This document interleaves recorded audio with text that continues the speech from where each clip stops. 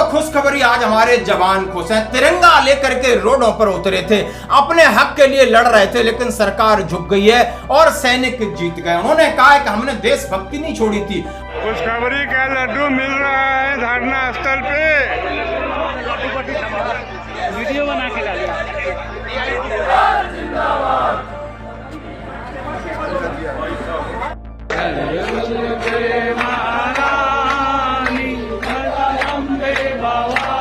और मामला है 112 डायल वाला, यानी ये बिहार का मामला। पूर्व सैनिकों को जीत मिली। इससे पहले मैं अब आपको को वीडियो दिखाना चाहता हूं। ये सभी पूर्व सैनिकों के लिए, जेसीओ के लिए, जवानों के लिए। वहां पर हमारे सेना के अधिकारी कहते हैं ये देश का दुर्भाग्य है कि हमारे जो सैनिक हैं वो एटीएम के बाहर ड्यूटी देते हैं, होटल के बाहर ड्यूटी दे रहे हैं, किसी की चाकरी कर रहे हैं, जबकि ये बंदा इतना ट्रेंड होता है। उन्होंने कहा है कि मैंने जो देखा है कि जेसीओ जवान इतने ट्रेंड होते हैं कि उन्होंने कहा है 3rd जनरेशन मिसाइल को ऑपरेट करते हैं।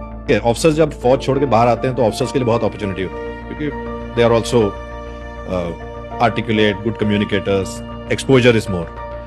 मैं हमेशा हैरानी होती है मेरे को कि जो जवान एक टैंक को खोल के जोड़ सकता है, जो जवान 3rd जनरेशन मिसाइल फायर कर सकता है, जो जवान को आप हिंदुस्तान को रिप्रेजेंट करते हुए यूएन मिशन में भेजते हैं, जो जवान को आप इंडिया की न्यूक्लियर एसेट्स हैंडल करने की जिम्मेवारी देते हैं, उस जवान को सर्विस के बाद आप सिर्फ एक होटल के बाहर एक सिक्योरिटी गार्ड की नौकरी दें।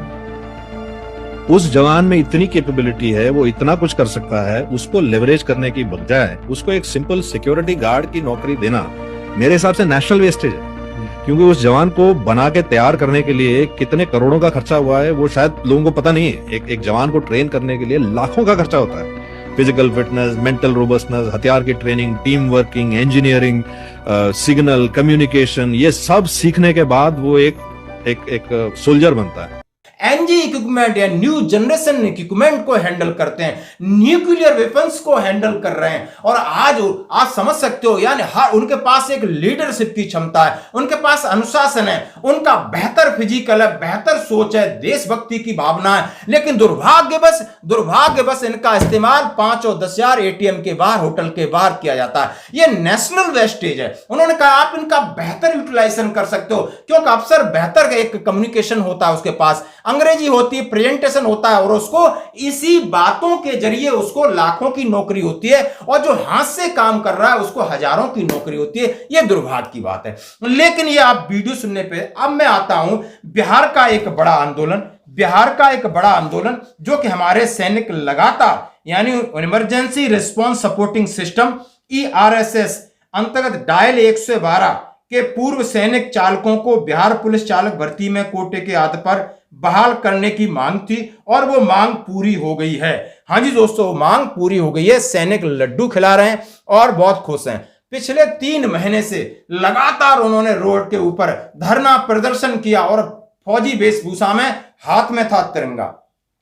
बोला हम न जान माल का नुकसान करेंगे, न हम सरकारी संपत्ति का नुकसान करेंगे। भारत माता की जय, वंदे मातरम बोलते रहे। कहा कि हमारे साथ न्याय करिए। हमें जो AWPO यानी आर्मी वेलफेयर प्लेसमेंट ऑर्गेनाइजेशन से जो किया गया है, और हमारी आप सैलरी बढ़ाइए और हमें सम्मान दीजिए। अगला काम करेगा अगला।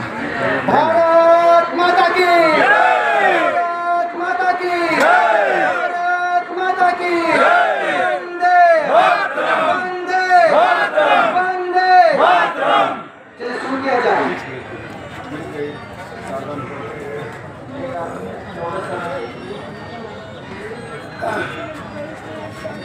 तो उनकी मांग पूरी हो गई है। जैसे लिखा है, बिहार प्रदेश के सभी पूर्व सैनिक भाइयों को धन्यवाद। 112 चालक की कई मांगों में से एक वेतन बढ़ोतरी, और राज्य सरकार ने बढ़ाकर उसको 30,000 प्रतिमाह कर दिया है, जो यह दर्शाता है कि अगर हम तन मन धन से किसी कार्य को करते हैं, उसका फल ज्यादा या कम हमें जरूर प्राप्त होता है। अब ये हमें सीखना होगा, क्योंकि हमारी बहुत सारी मांग है। मिलिट्री सर्विस पे की मांग है, OROP की मांग है, लेकिन हम 2 दिन 3 दिन एक सांकेतिक धरना तो दे देते हैं, उसके बाद अपने पैर पीछे खींच लेते हैं। लेकिन यहां रोडों पर लेट गए थे और लेडीज पुलिस उनके आगे लगा दी गई थी। प्रशासन परेशान था, नेता परेशान थे। आखिर इन सैनिकों को कैसे काबू में किया जाए? यदि हम कुछ करते हैं तो मीडिया में गलत मैसेज जाएगा। सरकार अपनी गद्दी बचाने के चक्कर में, बिहार चुनाव था, वहां पर सरकार को हारी माननी पड़ी और उनकी तनख्वाह बढ़ानी पड़ी। बिहार राज्य पूर्व सैनिक संघ इस उपलब्धि को 112 में कार्यरत अपने सभी पूर्व सैनिकों, उनके परिवार को समर्पित करता है, जिसका लाभ उन्हें आगे मिलता रहेगा। इस आंदोलन का पूरा श्रेय 112 के उन सभी पूर्व सैनिक भाइयों को जाता है जिन्होंने अपने त्याग और मेहनत से इस आंदोलन की नींव रखी और आज इस मुकाम पर पहुंचा है। हमारे संघ के सभी जिलों में इस आंदोलन में शामिल होने वाले सैनिकों को, जिसमें से कुछ ने तो 10 से 12 घंटे का सफर करके इस आंदोलन में अपना अहम योगदान दिया, इसके लिए आप सभी बधाई के पात्र हैं। आगे भी हमें इसी तरीके से राज्य के सभी पूर्व सैनिक भाइयों को जरूरत पड़ने पर हर संभव मदद पहुंचाना है, क्योंकि वो चाहे किसी भी क्षेत्र में कार्यरत हों, सबसे पहले वो एक पूर्व सैनिक है। क्या बात कही है, जबरदस्त बात कही है, मेरे दिल की बात कही है। अगर अभी यह आंदोलन समाप्त नहीं हुआ, क्योंकि आज भी हमारे मुख्यालय में इस आंदोलन से जुड़ी सबसे अहम पहलू पर हमने 112 के पूर्व सैनिक भाइयों के साथ अपनी अगली रणनीति पर विचार विमर्श कर लिया है। अंत में पुनः आज अपने संघ की भूमिका को स्पष्ट करना चाहता हूं कि हमारे संघ इस आंदोलन में एक संगठन के रूप में तन मन धन से सहयोगी हुए। तो दोस्तों, ये लेटर भी निकल गया है, आप देख सकते हो। समस्त चालक संघ उनकी तरफ से लेटर निकाल दिया है और आप देख सकते हो कि सीधा सीधा पूर्व सैनिकों को बिहार पुलिस चालक भर्ती में कोटे के आधार पर बहाल करने जो मांग पत्र था, शायद सरकार उनकी ये भी मांग मानेगी और उनका जो वेतन है वो बढ़ा दिया गया है। तो इन्होंने कितनी अच्छी बात कही, इतनी अच्छी बात कही कि आपको संगठित होकर संघर्ष करना पड़ेगा और सैनिक बनकर ही संघर्ष करिए और जरूर आपकी बात सुनी जाएगी। जैसे इन्होंने आज पहली बार सैनिकों ने अपनी मांग रोड पे उतरने के बाद मंगवाया। लगातार मैं इस खबर को कवरेज कर रहा था, जैसे ही ये खबर आई उन्होंने हमसे शेयर किया और वीडियो शेयर किया और धन्यवाद दिया कि सर आपने हमारी बात को उठाया। अब हमें पूर्व सैनिकों को भी इससे सबक लेना है। हम मात्र राजनीति के चक्कर में पड़ के हम कुछ हासिल नहीं कर सकते, हमें सड़क पर उतरना होगा और संवैधानिक तरीके से, क्योंकि हमारे पास हम एक राष्ट्रभक्त हैं, हम राष्ट्रभक्त हैं और देशभक्त हैं, जनभक्त भी, यानी राष्ट्रीय संपदा हो, राष्ट्रीय के लोग हों, उनका हम सम्मान करते हुए हमें सरकार से लड़ना है। और लड़ने का तरीका देखा था, हाथ में झंडा और सीधा भारत माता की जय, वंदे मातरम। रोडों पर लेटे हैं, भूखे हैं, प्यासे हैं, रोड पर लेट गए। पुलिस के बस की बात नहीं थी कि इनको मैं कैसे हाथ लगाऊं। पुलिस अपनी ताकत का इस्तेमाल नहीं कर पा रही, क्योंकि मीडिया भी है। पुलिस ने क्या किया, लेडीजों को आगे किया, क्योंकि समझ सकते हैं कि यानी जिस तरीके से भीष्म पितामह के आगे शिखंडी को खड़ा करके पांडवों ने विजय प्राप्त की थी, इसी तरह सरकार ने सोचा कि सैनिक महिलाओं का कितना सम्मान करते हैं, महिला पुलिस को आगे लगाया था। वो भी आप शायद वीडियो देख सकते हो। बहुत अच्छी खुशखबरी है, इसलिए हम मिलकर लड़ेंगे और ईमानदारी से लड़ेंगे और देश को ध्यान में रख के लड़ेंगे तो इनका हृदय पिघलेगा जरूर, ये बात पक्की है। धन्यवाद।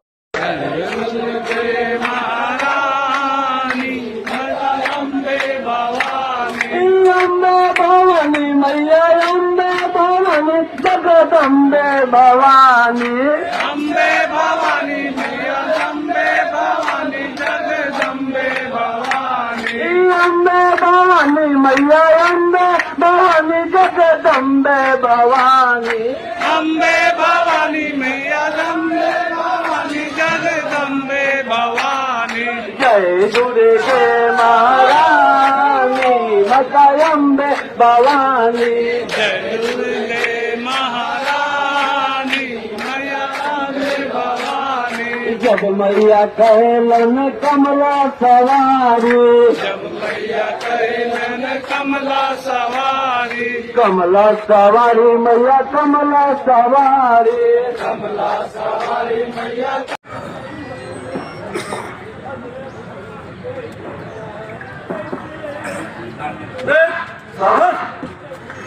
जन गण मन अधिनायक जय हे भारत भाग्य विधाता, पंजाब सिंध गुजरात मराठा द्राविड़ उत्कल बंगा, विंध्य हिमाचल यमुना गंगा उछल जलधि तरंगा।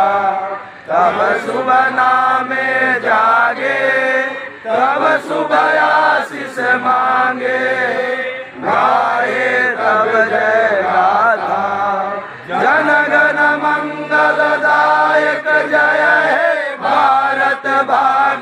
विधाता जय हे जय हे जय हे जय जय जय जय हे बोलिए भारत माता की जय भारत माता की जय भारत माता की जय वंदे मातरम वंदे मातरम वंदे मातरम पूर्व सैनिक एकता जिंदाबाद जिंदाबाद जिंदाबाद पूर्व सैनिक एकता जिंदाबाद जिंदाबाद जिंदाबाद पूर्व सैनिक एकता जिंदाबाद जिंदाबाद जिंदाबाद हमारी मांगे पूरी करो पूरी करो पूरी करो हमारी मांगे पूरी करो पूरी करो पूरी करो हमारी मांगे पूरी करो पूरी करो पूरी करो